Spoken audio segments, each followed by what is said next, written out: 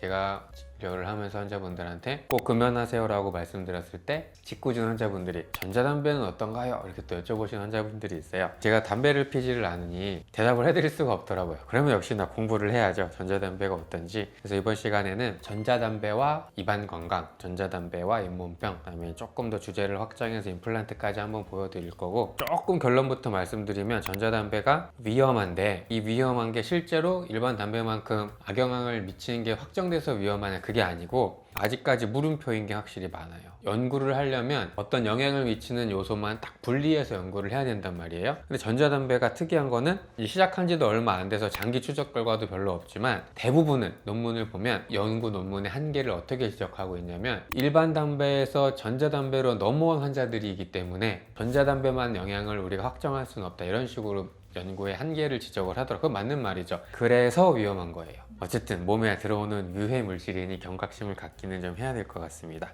지금 이 사진 보시면 그냥 입안에 치석이 있는 것 같죠? 이렇게 치석이 있는데 여기 보면은 그냥 치석이 아니고 뭔가 조금 반짝반짝하죠. 반짝반짝. 여기도 치표면에 뭔가 좀 반짝반짝하죠.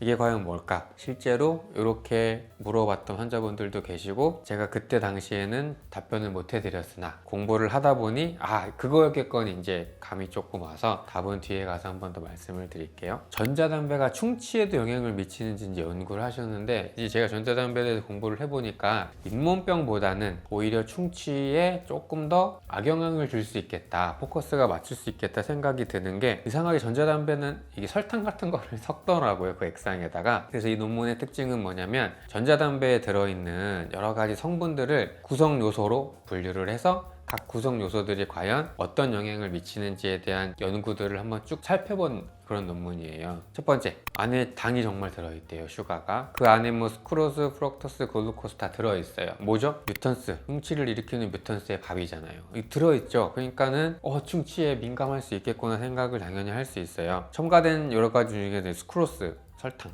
스크로스 농도가 가장 높다고 나왔고, 이런 당류들은 전자담배에서 가열할 때 부산물로 변해갖고 에나멜의 탈광화, 딱딱한 성분들이 다 이제 미네랄이 없어지고 해서 충치로 바뀌는 거잖아요. 촉진한다고 해요. 그래서 이 리퀴드, 그러니까 전자담배에 들어가는 액상 성분들 자체가 고당도 간식과 유사한 캐리오제닉 프로파일을 가지고 있다. 충치 유발성이다라는 거죠. 당이 들어있으니까. 이거 경각심을 가지셔야 됩니다. 그 다음에 담배의 어떤 플레이버, 향, 맛을 느끼게 하기 위해서 안에 우리 그 가글 성분이기도 한데 멘톨도 들어있고 토바코, 시나몬도 있나 봐요. 딸기, 뭐 블루베리 다 들어있나 봐요. 향을 내는 그런, 맛을 내는 그런 것들이 구강 안에 있는 오랄 플로라, 건강한 상세균을 좀 억제한다나 봐요. 제가 조금 궁금했던 거는 입안 청소할 때 쓰는 가글 안에 들어있는 멘톨 성분조차 입안의 상주 세균인 이런 것들을 조금 감소시키는 데 영향을 끼치나 봐요. 그럴 수 있겠죠. 세균은 세균이니까. 우리가 가글이나 치약 성분을 제가 설명을 드렸을 때 과거 영상에서 이런 멘톨이나 알코올류들이 소독하는 데 도움이 된다 말씀드렸잖아요.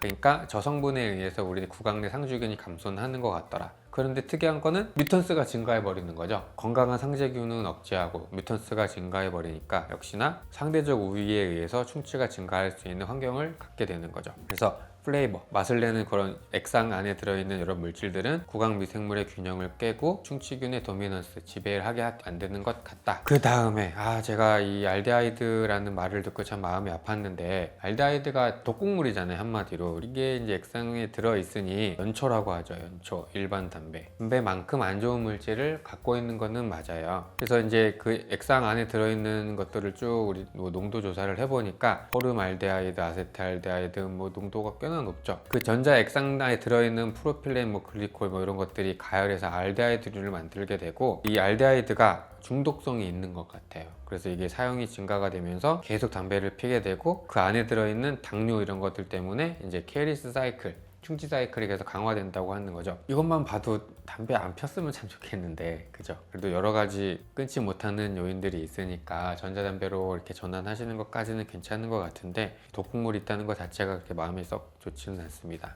대표적으로 또 들어있는 게 중독성 물질 니코틴이죠. 니코틴은 뭐 이 정도 농도가 있고, 이 니코틴 때문에 뮤턴스가 세균막, 바이오필름에 조금 더 잘 부착하게 되는 것 같다. 이렇게 이 논문의 저자들은 한번 이렇게 쭉 설명을 해줬던 것 같아요. 그리고 이제 조금 독특한 거는 제가 아까 처음에 보여드렸던 치아 표면에 반짝반짝 거렸던 그런 표면들이 좀 새로운 거를 알게 됐어요. 전자담배를 피우면 그 안에 향료가 들려있고 글리세린이 들어있고 이런 것들이 있어서 에어로졸 형태로 이제 뿜어져 나온다고 해요. 그래서 담배를 필 때 한번 뻐끔 하는 거를 퍼프라고 표현을 하던데, 이 한번 뻐끔 할 때 이제 에어로졸이 나오는데, 그 에어로졸이 이런 친구들이 다 포함이 돼 있어서 입자 크기가 작고 점도도 높고, 그래서 치아 표면에 이 비스커스 플레이버 코팅을 일으킨대요. 그러니까 한번으로 치아 표면에 당 같은 것들이 한번 싹 코팅이 되니까 어떻게 되겠어요? 캐러멜 먹은 거랑 똑같게 되는 거죠. 치아 표면에 남아있으니까. 그래서 에어로졸이 점성이 높아서 치아 표면에 부착하게 되고, 이 퍼프 수가 많을수록, 그러니까 한번 하는 숫자가 액상 담배를 할 때 횟수가 많을수록 에나멜 표면에 그 에어로졸들이 이제 쌓이는 게 증가하나 봐요. 그래서 뭐 이 0퍼프일 때는 이 정도고, 뭐 150번 뻐끔뻐끔하면 이 정도라고 하는데, 아무튼 점막 표면에, 점막 또는 에나멜 표면, 그러니까 범랑질 표면에 붙어서 충치 세균이 잘 붙고 바이오필름, 그러니까 치태가 잘 생성되게 되고, 이러면 뮤턴스가 당 먹고 태 뱉어내는 젖산 같은 것들 때문에 산성 때문에 범랑질 탈회가 실행이 되는 거죠. 시작이 곧 우식인 거예요. 즉 전자담배 안에 들어있는 에어로졸 점성 향료 코팅과 뮤턴스 증식이 전자담배에 의한 우식 발생 기전의 핵심이라고 합니다. 왜 위험한가? 논문 저자들이 굉장히 강조를 했어요. 이 향료 코팅은 전자담배를 피울 때마다 치아에 단맛 시럽이 묻는 것과 동일하다. 이 어금니가 보면 이렇게 울퉁불퉁하단 말이죠. 이 음식 잘 씹어 먹으라고 이렇게 만들어 놨고, 또 어금니들 보면 이렇게 안에 홈이 파 있단 말이에요. 마찬가지로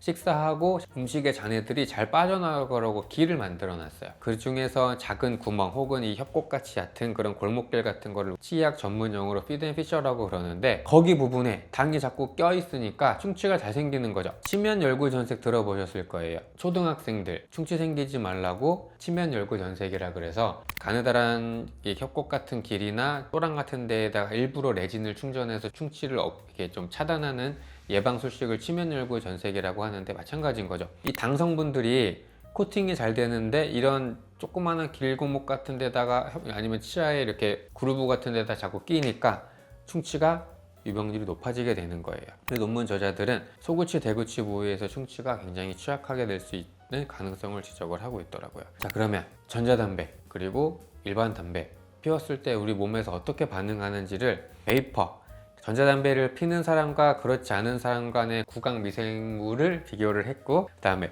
익스클루시브 베이퍼, 전자담배만 피는 사람, 이제 또 특이하죠. 듀얼 유저, 전자담배랑 일반 담배랑 같이 피는 사람들 간의 구강 미생물을 비교해 본 거예요. 이거 되게 재밌어요. 알파 다양성은 뭐냐면 어떤 생물학 식물 군집 안에 뭐가 다양성이 포진되고 있는지를 연구하는 통계학적 방법이고, 베타 다양성은 비슷한 군집끼리 비교를 해서 뭐가 다양한지를 우리가 한번 보는 거죠. 그래서 알파는 하나의 군집 안에서 다양성을 보는 거고, 베타는 서로 다른 군집 안에서 다양성을 한번 찾아볼 수 있는 통계학적 툴이에요. 그래서 전자담배를 피는 사람과 전자담배를 안 피는 사람들 간의 알파 다양성을 비교를 해봤더니 두 군집 간의 차이가 없대요.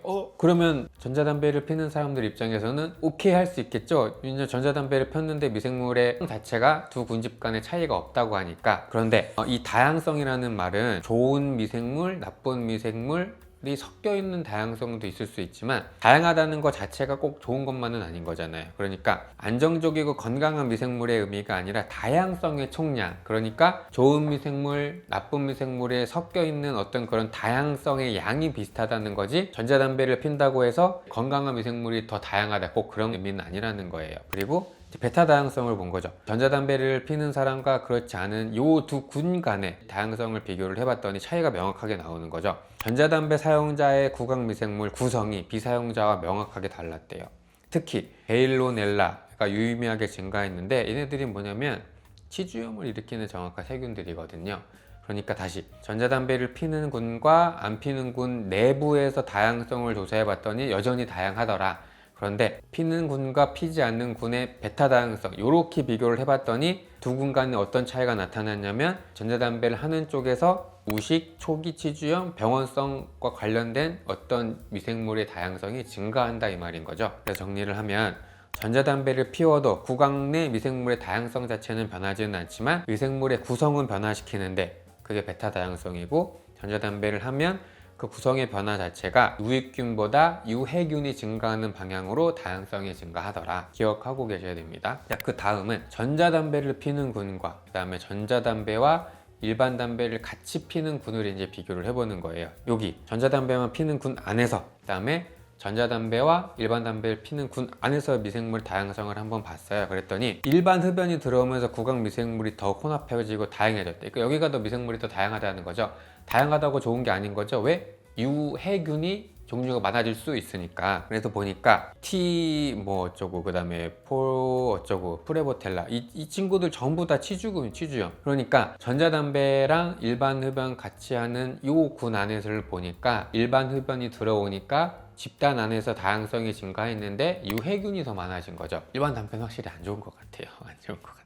베타 다양성, 전자담배만 피는 군과 전자담배와 일반 담배를 혼용하는 요 그룹 간의 다양성을 이제 비교를 해보니까 두 군 간 존재하는 균 목록 자체가 다르다는 거죠. 그런데 듀얼 유저, 같이 하는 데서 더 자주 발견되는 미생물들이 레드 컴플렉스, 제가 지난번 영상에서 말씀드렸죠. 잇몸 질환을 일으키는 여러 세균들 중에 안 좋은 그룹을 속하는 몇몇들을 레드 컴플렉스라고 부른다고 했는데 그 친구들이 많아진 거예요. 그러니까 같이 피우면 안 좋겠죠. 그래서 전자담배만 사용해도 구강 미생물군의 클러스터가 바뀌는데 듀얼 유저는 거의 일반 흡연자와 동일한 레드 컴플렉스, 치주염이 위험을 증가시키는 미생물군의 다양성들이 증가하더라. 그러니까 전자담배가 일반 담배와 비교했을 때는 그나마 낫지만 그래도 건강한 대안이 아니라 구강의 마이크로바이옴을 변형시키는 새로운 위험 요인이 될 수 있는 겁니다. 다음 논문은 전자담배를 사용하는 게 치주 건강에 어떤 영향을 미치는지를 이제 체계적 분석 논문을 찾아본 거죠. 잇몸 건강을 평가하는 다양한 요소들이 있다고 말씀드렸어요. 플라그 인덱스는 치태가 얼마나 잘 끼는지를 본 거, DOP, 찔렀을 때 피가 얼마나 나냐, 징지발 인덱스도 마찬가지고, 그 다음에 사이토카인, 우리 몸의 염증 수치가 어떻게 되는지, 그 다음에 포켓 프로빙 뎁스, 그러니까 찔렀을 때 잇몸 살 안쪽으로 이렇게 우리 잇몸뼈가 얼마나 내려가는지 측정하는 기구가 얼마나 많이 들어가는가, 그 다음에 임상 부착 수준이라 그래서 실제로 뼈가 얼마나 파괴되는지를 보는 요소가 있는데 여러 가지 요소들로 이제 평가를 해본 거예요. 하나하나 살펴볼게요. 전자담배 사용자가 비흡연자보다 치태가 증가했대요. 왜 그럴까요? 아까 봤죠? 당류가 치아 표면에 붙는다고 말씀드렸잖아요. 그러니까 당연히 당류 때문에 당류가 끈적끈적해지니까 바이오필름의 치면에 더 잘 붙을 수밖에 없고, 흡연자는 전자담배보다 플라그 인덱스, 치태가 훨씬 더 잘 끼더라. 찔렀을 때 피가 얼마나 많이 날까? 이거 중요한 건데 제 정말 과거의 영상이에요. 흡연과 잇몸 질환과 관련된 영상이 있었는데 특징적인 게 하나가 있었죠. 흡연하시는 분들이 잇몸에서 피가 덜 난다 그랬어요? 아니면 제가 많이 난다 그랬어요? 잇몸 피가 오히려 덜 난다고 말씀드렸죠.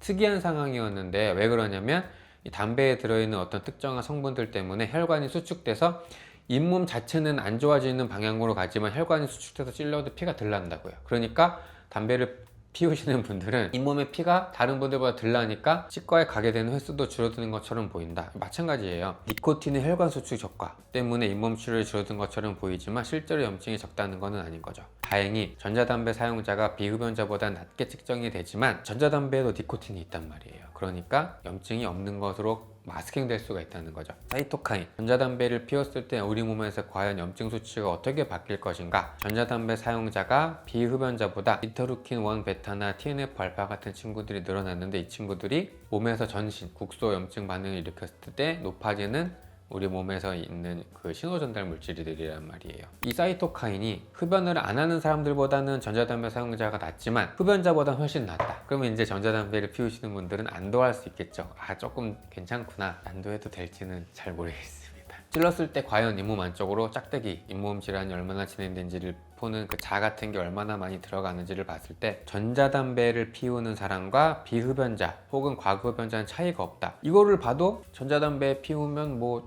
비흡연자랑 비슷하네, 괜찮네 라고 생각을 할 수도 있겠죠. 근데 흡연자랑 전자담배랑 비교를 했을 때 흡연자가 훨씬 더 높아요. 그러니까 여태까지 쭉 나왔던 결과들을 보면 어때요? 그냥 일반 흡연자, 다음에 전자담배 피는 사람, 비흡연자, 이쪽으로 갈수록 안 좋아지는 거죠. 그러니까 전자담배가 얼마나 잇몸 안에 포켓이 깊어지는지 찔러봤을 때 비흡연자와 거의 동일하다. 안도할 수는 없지만 다행이라고 생각할 수는 있고, 다만 흡연자보다는 덜 해롭다. 이게 다행인 거죠. 이게. 그다음에 임상 부착 수준, 이거 뼈가 얼마나 파괴되는지를 보는 수치라고 보시면 되는데, 마찬가지 전자담배 사용자는 비흡연자보다 더 나빠요. 그런데 흡연자는 전자담배보다 훨씬 나쁜 거죠. 마지날 본로스, 이 말은 제가 임플란트에서도 말씀드렸죠. 뿌리가 있고 치아 머리가 있고, 이 뿌리 주변에 뼈가 얼마나 내려가는가, 혹은 임플란트가 뼈 안에 들어있고 임플란트 머리가 이렇게 있을 텐데 임플란트 나사 주변으로 뼈가 얼마나 내려가는가를 평가를 또 해봤더니, 흡연하지 않는 사람과 전자담배는 거의 또 차이가 없는데 흡연자가 또 전자담배보다 훨씬 더 크다는 거죠. 그러니까 전자담배가 아직까지는 골소실까지 유발한다는 결정적 증거는 또 없대요. 그러면 역시나 전자담배 피우시는 분들은 안심을 하겠죠. 근데 조금 안심을 하셔도 된다고 말씀드리고는 싶은 게, 어떤 맥락에서 보면 흡연하는 것보다는 나으니까, 흡연보다는. 네. 잇몸 질환의 고전적인 패턴이라고 하면서 논문의 저자들이 되게 멋있는 말을 표현을 했어요. 치은염, 잇몸 사례만 염증이 생기고 잇몸뼈가 내려가서 부착 소실이 발생하면서 골소실, 뼈가 완전히 내려간다. 그런데 전자담배를 사용을 했을 때 아까 결과를 보면 어땠어요? 부착 소실이 조금 됐죠? 비흡연자랑 비슷했고, 그 다음에 흡연자보다는 조금 덜 했고, 그러니까 결합 조직의 파괴가 조금 진행은 되고 있고, 전자담배 사용자는 치주염 초기랑 조금 비슷하다. 그 다음에 전자담배를 사용했을 때 뼈 파괴가 거의 차이가 없다는 거는 아직까지 본격적으로 치주염이 진행되지는 않은 단계라고 이 논문의 저자들은 그렇게 말을 했어요. 이 표현도 되게 멋있는데, 전자담배를 피면 정상, 초기, 그 다음에 이제 뼈까지 파괴되는 지점이 있는데, 전자담배를 피면 여기랑 여기서 왔다 갔다 하다가 이 지점까지는 도달하지 않은 것일 뿐이라고 저명한 교수님들이 표현을 했어요. 맞는 말인 거죠, 여태까지 결과를 보면. 그런데 이제 전자담배가 시작된 지가 얼마 안 됐고, 전자담배 피우는 사람들조차 일반 흡연과 섞어서 하기 때문에 객관적으로 평가하기가 어렵기 때문에 아직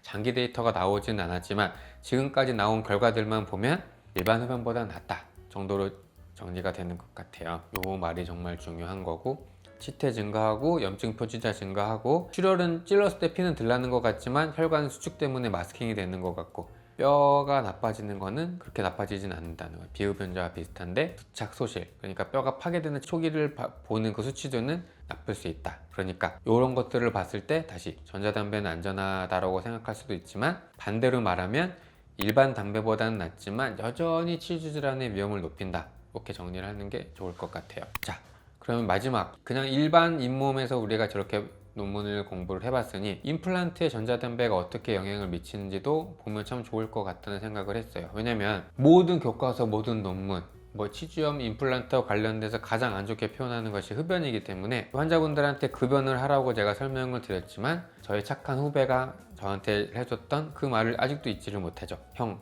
금연은 똥 참는 거랑 똑같은 느낌이에요. 환자분들이 흡연을 하시다가 금연하라고 하니까 맨날 똥 참는 느낌을 갖고 있다고 생각하니, 제가 환자분들한테 금연하라고 말씀을 절대 못 드리겠는 거예요. 그래서 저는 환자분들한테 금연이 어려우니 잇몸 치료나 임플란트나 사랑니발 치료했을 때는 금연까지는 어려운 거 제가 알고 있으니 절반으로 줄이세요라고 끝까지만 표현을 하거든요. 환자분들이 참 좋아하시죠, 그러면.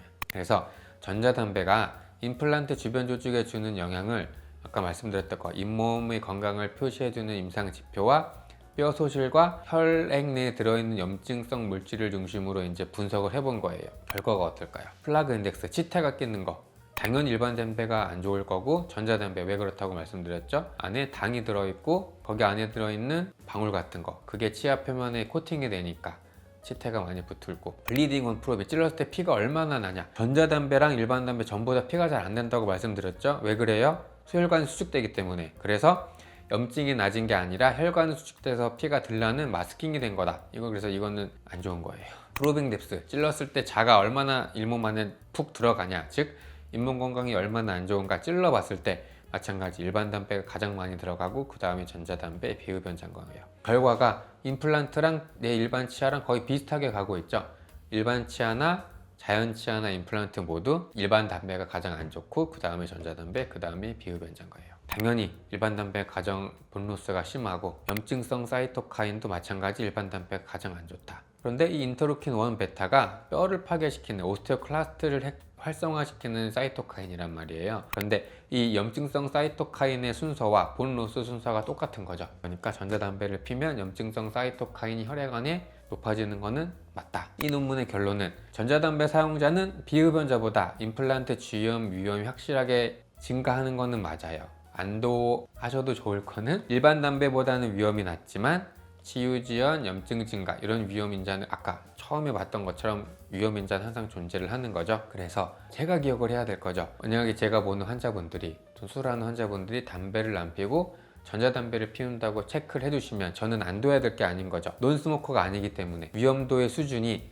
일반 흡연자와 비흡연자 사이에 존재하기 때문에 그 위험도가 논스모커가 아니라 인터메디에이트 수준이기 때문에 그 환자는 거기에 맞게 메인테너스 관리를 해야 된다가 이 논문의 핵심인 거예요. 그래서 수술 전 금연 권고는 일반 담배뿐만 아니라 전자담배 사용자에게도 필수로 하는 게 좋겠다 라고 논문의 저자들이 설명을 하고 있었어요. 제가 그래서 그 스트레스와 치주염 그 영상에서 제가 말씀을 드렸던 게, 제가 그동안 그 스트레스와 잇몸병과의 관련성을 무시하고 살았다가 공부하면서 알게 돼서 저희 치과에 오시는 모든 환자분들한테 제가 그 설문조사를 받게 됐다고 말씀드렸잖아요. 마찬가지예요. 이제 저희가 일반 흡연뿐만 아니라 전자담배를 하고 계신 분들도 다른 일반 환자분들보다 체크업 전화를 훨씬 더 짧게 가져가려고 이제 세팅을 바꾸고 있어요. 요약의 시간입니다. 이거는 제 후배가 말했던 금연은 똥 참는 것과 동일한 느낌이다를 가지고 제가 찾아놓은 사진이고, 일반 담배를 피우십니까? 그러면 전자담배가 차라리 나은 것 같아요. 다만 일반 담배랑 전자담배를 섞어서 사용하는 거는 미생물학적인 측면이건 뭐 뼈 파괴 여러 가지 측면에서 일반 담배를 하는 것과 동일한 결과를 갖고 오는 것 같고, 전자담배가 잇몸 건강에 괜찮을까요? 라고 저한테 물어보신다면 저는 당연히 일반 담배, 전자담배를 또 안 좋다고 말씀을 드리지만 일반 담배보다는 나아요까지 생각을 하셔도 괜찮을 것 같아요. 그리고 또 하나 기억하셔야 될 거, 전자담배 구성 성분의 특성상 일반 담배보다는 충칠 유발 가능성이 훨씬 높은 거죠. 전자담배가 안에 그 리퀴드 성분이 들어있고 뻐끔뻐끔 할 때마다 미세한 방울이 나오는데 그게 치아 표면에 코팅이 되고 그래서 충치 유발 가능성이 훨씬 더 높다. 그다음에 정말 중요한 거, 담배랑 관련돼서 가장 위험한 게 그리고 무서운 게 뭔가요? 구강암이죠. 구강암. 제가 이것도 찾아보고 공부를 했는데 너무 논문의 범위가 넓어지고 통계까지 제가 볼 게 많아서 제가 여기까지 하지는 않았지만, 일반 담배랑 구강암과의 상관관계는 이미 정해졌어요. 일반 담배를 하시는 분들은 구강암에 걸릴 확률이 무조건 높아집니다. 그런데 전자담배를 했을 때 구강암을 일으킨다고 확정 지을 만한 아직 정말 큰 규모의 연구가 아직 시행이 못 됐다고 해요. 왜? 전자담배가 유행이 된 지 얼마 안 됐고, 가장 핵심은 논문의 저자들이 지적을 하는 게, 전자담배로 시작해서 전자담배로 끝나는 사람들이 아직 연구 표본 데이터가 적다는 거죠. 대부분은 일반 담배를 하다가 전자담배를 넘어가니까 나중에 이 구강암에 걸렸을 때 이 구강암에 걸린 원인이 일반 흡연 때문만인지 전자담배인 것까지 모르는 거예요. 그래서 아까 제가 초반에 말씀드렸던 게, 그래서 위험하다. 모르고 있는 게 항상 위험한 거죠. 그래서 결론은 담배는 똥 참는 것과 동일해요. 너무 힘들어요. 그래서 논스모커가 되는 게 가장 베스트겠지만 너무 힘들다 라고 하시면 전자담배로 넘어가는 게 지금까지 나와온 연구 논문들의 결과상 일반 담배를 하시는 분들보다는 잇몸 건강에 그나마 나으니 전자담배로 바꾸시는 거를 추천을 드리고, 더더더 추천드리는 건 아예 안 하시는 거예요.